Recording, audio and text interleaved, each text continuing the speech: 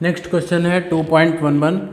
सो question है in exercise 2.9 and 2.10 we have carefully distinguish between average speed and magnitude of average velocity. तो जो पीछे के दोनों क्वेश्चन किए उसमें हमने पता किया कि एवरेज वेलोसिटी कैसे निकालते हैं और एवरेज स्पीड कैसे निकालते हैं। No such distinction is necessary when we consider instantaneous speed and velocity. The instantaneous speed is always equal to the magnitude of instantaneous velocity y। तो instantaneous means टाइम बहुत कम है।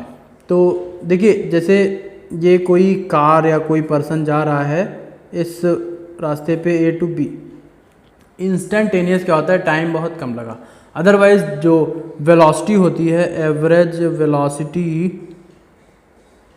वो होती है डिस्प्लेसमेंट अपॉन टाइम, ठीक है। और जो एवरेज स्पीड होती है वो होती है डिस्टेंस अपॉन टाइम। अब बात ये आ रही है कि वैसे तो अगर टाइम पीरियड ज़्यादा होता है तो डिस्प्लेसमेंट और डिस्टेंस इक्वल हो भी सकती हैं। अगर स्ट्रेट लाइन में जा रहे हैं तो इक्वल होती हैं, बट अगर वापस मुड़ रहे हैं, ठीक है, ये कोई पॉइंट सी है, सी पे वापस आ रहे हैं तो स्पीड ज़्यादा हो जाएगी। क्यों? क्योंकि डिस्टेंस ज़्यादा होगी, बट डिस्प्लेसमेंट घट जाएगा। डिस्प्लेसमेंट घट क्यों जाता है?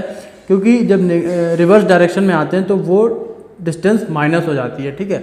या कह लें डिस्प्लेसमेंट निकालने का तरीका होता है फाइनल माइनस इनिशियल। तो डिस्प्लेसमेंट इतना ही होगा, ठीक है, और डिस्टेंस यहाँ से यहाँ तक जाना और फिर वापस आना, तो एवरेज स्पीड ज़्यादा हो जाएगी, एवरेज वेलोसिटी कम हो जाएगी। बट क्वेश्चन में कहा जा रहा है अगर इंस्टेंटेनियस निकालें, यानी कि टाइम बहुत छोटा है, यानी कि हम इधर से गए, इधर से जा रहे हैं और हमको बस इस टाइम पीरियड में हमको स्पीड और वेलोसिटी निकालनी है। तो इस टाइम पीरियड में हम चाहे सीधे जा रहे हैं या वापस आ रहे हैं उसको हम कैलकुलेट ही नहीं कर पाएंगे, इतना कम टाइम है। चाहे आप सीधे जा रहे हैं, मान लेते हैं 1 सेकेंड में आप आना जाना दोनों भी निकाल लें, तब भी कितना ही डिस्टेंस कवर कर पाए होंगे आने में या जाने में। तो वहाँ पे डिस्टेंस और डिस्प्लेसमेंट क्या होगा, इक्वल हो जाएगा अगर टाइम बहुत ही छोटा है, ठीक है। इसको अगर मैथमेटिकली सॉल्व करें तो एवरेज वेलोसिटी क्या होती है, एवरेज वेलोसिटी इक्वल्स टू होता है डिस्प्लेसमेंट क्या होता है, फाइनल माइनस इनिशियल और अपॉन टाइम इंटरवल होता है, ठीक है, फाइनल टाइम और इनिशियल टाइम जहाँ से शुरू किया था। x2 माइनस x1 को क्या लिखते हैं, डेल्टा x, यानी कि change in position upon change in time, ठीक, change in position upon change in time. इसी को लिख लेते हैं हम dx अपॉन dt, यानी कि बहुत स्मॉल चेंज हुआ। ये तो हो गई एवरेज की, सॉरी इंस्टेंटेनियस के लिए अलग लिख लेते हैं, यहाँ पे रहने देते हैं। ये सारा फार्मूला इंस्टेंटेनियस का होता है, ठीक है। ये काहे का होता है, इंस्टेंटेनियस का, इसको अलग लिख लेते हैं। इंस्टेंटेनियस वेलोसिटी, ये यहाँ पे नहीं आएगा, इंस्टेंटेनियस वेलोसिटी क्या होती है, बहुत कम टाइम इंटरवल के लिए होती है, यानी कि dx अपॉन dt, ठीक है, dx upon dt।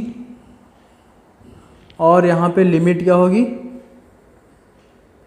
Delta t tends to 0, time जो होगा वो 0, यानी कि बहुत ही कम होगा। ये इंस्टेंटेनियस वेलोसिटी होती है, ठीक है। इसको भी v ही लिखते हैं, v इंस्टेंटेनियस, इधर लिख लेते हैं इक्वल्स टू v इंस्टेंटेनियस। तो v इंस्टेंटेनियस क्या होती है, limit delta t tends to 0 dx upon dt। और इसके बाद अगर हम स्पीड निकालेंगे, इंस्टेंटेनियस स्पीड वो भी वही होगी, v इंस्टेंटेनियस इक्वल्स टू हो जाएगी limit delta t tends to 0 dx upon dt, यानी कि change in position upon change in time. तो दोनों ही इक्वल हो जाएंगे, इंस्टेंटेनियस स्पीड और इंस्टेंटेनियस वेलोसिटी दोनों ही इक्वल हो जाएंगे। क्यों? क्योंकि जो चेंज इन पोजीशन है वो बहुत कम टाइम इंटरवल में देखा जा रहा है, तो इसलिए हमारा जो डिस्प्लेसमेंट और डिस्टेंस दोनों ही बराबर होंगे। यानी कि जो छोटे से टाइम इंटरवल में चेंज इन पोजीशन होगा, ठीक है, छोटे से टाइम इंटरवल में चेंज इन पोजीशन होगा वो बहुत कम होगा, तो वहाँ पे हम डिफाइन ही नहीं कर पाएंगे कि ये डिस्टेंस और डिस्प्लेसमेंट में कोई डिफरेंस है या नहीं। जब डिफरेंस है नहीं तो वो वेलोसिटी और स्पीड दोनों ही बराबर हो जाएंगे इंस्टेंटेनियसली। अगर हम इसको दूसरे तरीके से भी कहते, जैसे हम ए से बी जा रहे हैं स्ट्रेट लाइन में, तो यहाँ पे भी स्पीड और वेलोसिटी क्या होंगे, इक्वल होंगे। क्यों? क्योंकि हम वापस आए नहीं। वही यहाँ पे कंडीशन होती है, हम यहाँ पे हम इवेलुएट नहीं कर सकते। यहाँ हम वापस आए तो इवेलुएट तो कर सकते हैं, बट हम वापस आए नहीं ए से बी के बीच में, तो डिस्टेंस और डिस्प्लेसमेंट बराबर हो गया। बट यहाँ पे हम इवेलुएट ही नहीं कर पाएंगे कि डिस्टेंस और डिस्प्लेसमेंट में कोई डिफरेंस है, तो इसलिए इंस्टेंटेनियस वेलोसिटी और इंस्टेंटेनियस स्पीड में भी कोई अंतर नहीं आएगा। यही हम लिख लेंगे।